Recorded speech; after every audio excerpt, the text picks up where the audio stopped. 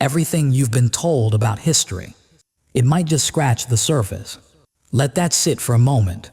What if humanity's story isn't straight and simple, but layered, hidden beneath patterns? We're only beginning to uncover. What secrets did the ancients leave behind? And why?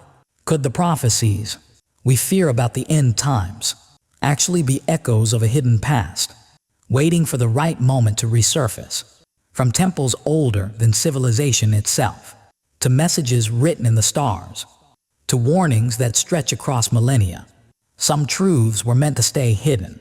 But what if now they are beginning to come into view? Are you ready to uncover what's been kept from us and what it means for the times we live in? Welcome to Understanding the Word. I am Pastor Najam.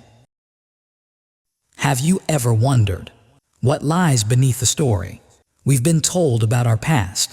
What if the events recorded in history books are only fragments, shadows of a much larger, hidden reality? Even the Hebrew text itself tells us there are things, secret, which in the original Hebrew conveys a sense of being reserved, concealed, hidden by divine design. Deuteronomy 29:29 reminds us, the secret things belong to the Lord our God, but the things revealed belong to us and to our children forever. Maybe history itself is one of those revealed things, if only we know where to look and how to interpret it. Here's the part most people miss. It's not just about what is recorded. It's about what was deliberately hidden. Consider Göbekli Tepe, a temple, more than 12,000 years old, deliberately buried. Imagine that. How could such a complex structure exist before agriculture, before writing, before what we call civilization? Why would our ancestors hide something so extraordinary? And it wasn't just hidden by accident. The design, the precision, the astronomical alignments, all deliberate. This wasn't merely a building. It was a message, a memory, a warning, encoded for the future. Then there's the Yonaguni Monument, submerged beneath the Pacific Ocean, carved with precision that still baffles modern experts. The way the stone forms a line, it's as if they were counting the stars or encoding knowledge we have only begun to grasp. And the granite blocks in Peru and Egypt, carved with geometric exactness, moved in ways that still challenge engineers today. Could these remnants be the traces of a global civilization, wiped from human memory? From a Jewish perspective, hidden knowledge was often safeguarded, not destroyed. It was encoded in the cycles of time, which in the original Hebrew conveys a sense of appointed time or season. Perhaps these buried places mark epochs we're only beginning to perceive. They were waiting for the right moment to reveal themselves, a moment like ours. Notice the gap, a space between what we know and what has been deliberately concealed, between Genesis 1:1 and Genesis 1:2. Scholars speak of the Genesis gap, a span of time that could have contained an ancient world, destroyed, lost or hidden, whose ruins we are now uncovering. Could the Nephilim, the mighty ones of Genesis 6, have been part of this ancient epic? The Hebrew text uses a term for them, which conveys a sense of giants, men of renown. They brought forbidden knowledge, teaching humanity arts, sciences, and skills we were not ready to handle. Could their wisdom be encoded in monuments, in precise alignments of the stars, in structures that still puzzle us today? Symbols connect these ancient worlds. Why do the Mayans, Egyptians, and Sumerians, cultures that never met, share the same sacred imagery? Pinecone serpents, birdmen, motifs that appear across continents. Could this be a universal language of the ancients? A language meant to teach something beyond words. Celestial alignments reinforce this. Many monuments act like ancient computers, tracking the precession of the stars, a cycle roughly 26,000 years long. Greek philosophers spoke of this as a principle which conveys a sense of the word, the underlying order. From a Jewish perspective, symbols were multi-layered, practical, moral, and spiritual all at once. What were the ancients trying to teach? And who were they teaching it for? And then there are the lost libraries. Alexandria, the Vatican secret archives. Scrolls, codices, and texts we may never read. What knowledge was intentionally concealed? Later Christian writers understood these as repositories of divine wisdom. But in secrecy, they became legendary. This is not mere speculation. Archaeology, textual analysis, and comparative mythology reveal recurring patterns that cannot be ignored. Across continents and millennia, certain truths keep reappearing, hidden in plain sight. Now, let's step closer to the edge of what we think we know and peer into prophecy. Prophecy isn't just about predicting events. It's a meeting point where human time intersects with God's eternal plan. History may feel linear, but prophecy shows us it spirals, folds, and loops with purpose. Take Daniel's 70 weeks, for instance. From the Hebrew text itself, which in the original Hebrew conveys a sense of 77s, a divine intersection of years, each week a period of 7. Daniel 9:24-27 is precise, not poetic, not symbolic in a vague way, but mathematically deliberate. It's almost as if God is telling us, history is not random. Patterns exist, and they are purposeful. These 70 weeks outline epochs, periods of preparation, fulfillment, and restoration. They remind us that God operates on His timing, not our timing, not according to our impatience, not later, not someday, now. That sense of immediacy isn't just dramatic. It's woven into the text itself. And then there's Job 38, where God challenges Job. Have you commanded the morning since your days began, and caused the foundations of the earth to be set? God's question is not rhetorical. It points to an underlying order in creation.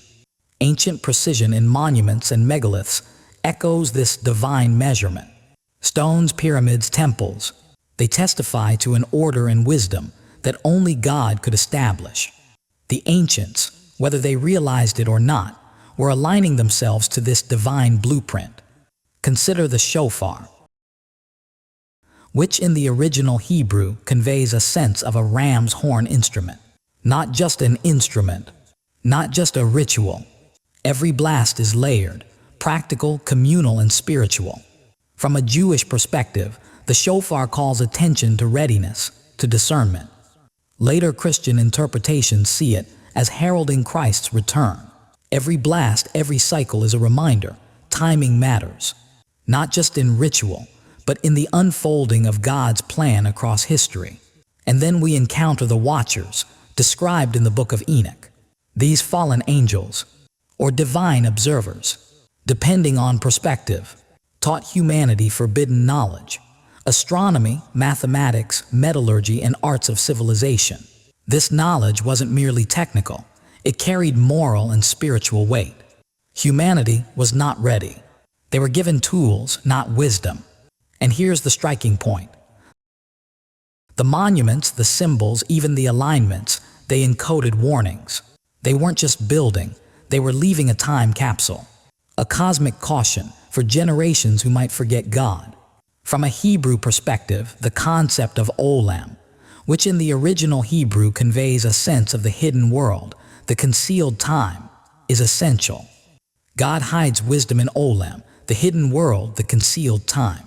But the appointed, which in the original Hebrew conveys a sense of time, arrives. The hidden is revealed. That moment is now. Technology, global connectivity, accelerated understanding. These could be modern echoes of patterns the ancients encoded millennia ago.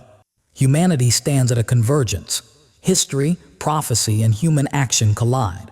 Cycles emerge across cultures. Moral decay, spiritual forgetfulness, environmental upheaval. The Hindu yugas, Hopi 4 worlds, the Abrahamic days of judgment. Different names, different narratives, same patterns. And yet through these cycles, there's forward motion. A divine spiral, not random repetition, but progressive purpose. History is teaching us to recognize the pattern, to choose wisely. Consider the Hebrew word, which in the original Hebrew conveys a sense of knowledge and discernment. Knowledge alone is insufficient. Wisdom is required. The ancients, the Watchers, the Nephilim, they were not just giving humanity information. They were offering a test. Would knowledge be used to elevate and obey God's order, or to dominate and destroy? And then there is Olam, which in the original Hebrew conveys a sense of the hidden world. God concealed wisdom within it, layered in structures, texts, celestial alignments. And now, at the appointed, which in the original Hebrew conveys a sense of time, some of it begins to surface. Technology, global connectivity, accelerated understanding. These could be modern echoes of ancient cycles. Humanity stands at a threshold where understanding, wisdom, and moral choice converge. Even prophecy fits this pattern. Daniel's 70 weeks, the precise timelines, the appointed epochs, Job's cosmic questions, the shofar's calls.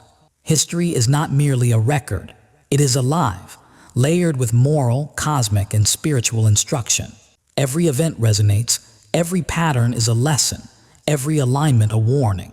The cycles of morality, the opportunities to choose wisdom over ignorance, discernment over casual knowledge. The ancient markers, they are not just archaeological curiosities. They are mirrors for us, reflecting back the choices humanity must make. The hidden monuments, the submerged cities, the ancient texts, the celestial codes, the Watchers, and the forbidden knowledge. These are not mere stories.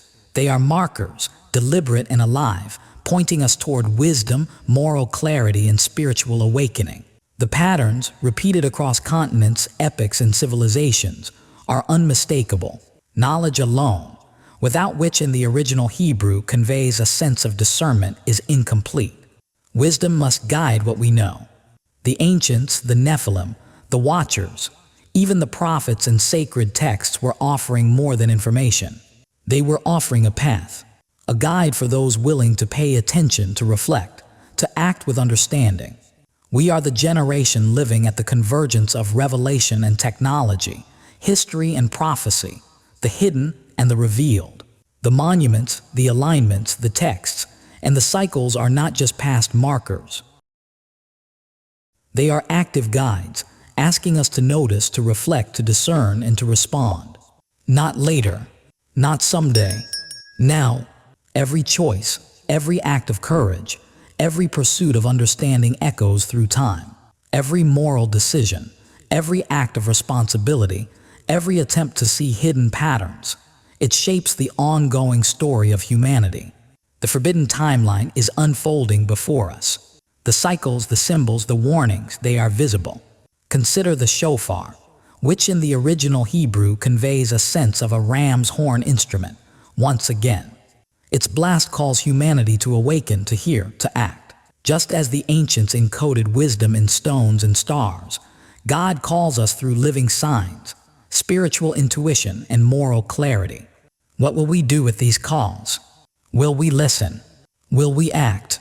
Will we choose understanding over ignorance, discernment over casual knowledge?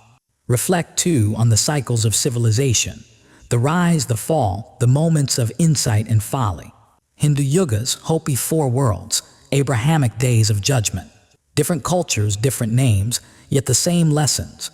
Humanity must recognize patterns, learn from past errors, and choose wisely. The moral imperative is clear. Knowledge, technology, and power are gifts, but only when tempered with discernment and wisdom. And here's the deepest truth. All these signs, all this hidden knowledge, all the celestial codes were never meant to overwhelm us. They were meant to guide us, to awaken us, to prepare us for a moral and spiritual responsibility that is ours to bear. The ancients left a legacy, not just of facts, but of invitation. Invitation to live deliberately. Invitation to notice, reflect, and act. We are not at the end of the world. We are at the end of ignorance. The forbidden timeline is now revealed.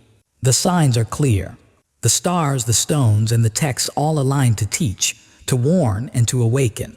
God's hand moves through history in ways we may never fully comprehend, but glimpses are available to those who study, reflect, and choose wisely. The opportunity is before us. Every moral choice we make resonates across time. Every pursuit of wisdom, every act of courage, every attempt to discern the hidden, it shapes the ongoing story of humanity. History is speaking, prophecy is revealing, and the cosmos itself is whispering moral truths. So I ask you personally, directly, what will you do with this knowledge? Will you awaken? Will you choose understanding over ignorance, discernment over casual assumption, action over passivity? The moment is here. The lessons are alive. The ancient warnings, the divine cycles, the hidden patterns, they are ours to heed. It's a profound invitation. Not fear, not mere curiosity. An invitation to awareness, discernment, and action. The forbidden timeline has been uncovered. The patterns are visible, and the responsibility is ours. Look at the world. Study the signs. Reflect on the past. Act with discernment. Seek wisdom. Align yourself with the moral and spiritual truths encoded in history, prophecy, and creation. This is the human calling, the divine invitation, the spiritual responsibility placed before us. The forbidden timeline has been uncovered, and now it calls to us. Not later, not someday. Now, may we awaken. May we see the patterns.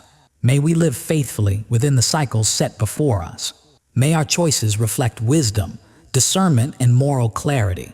And may the lessons of the ancients guide us, not just to knowledge, but to understanding and to life aligned with God's eternal plan.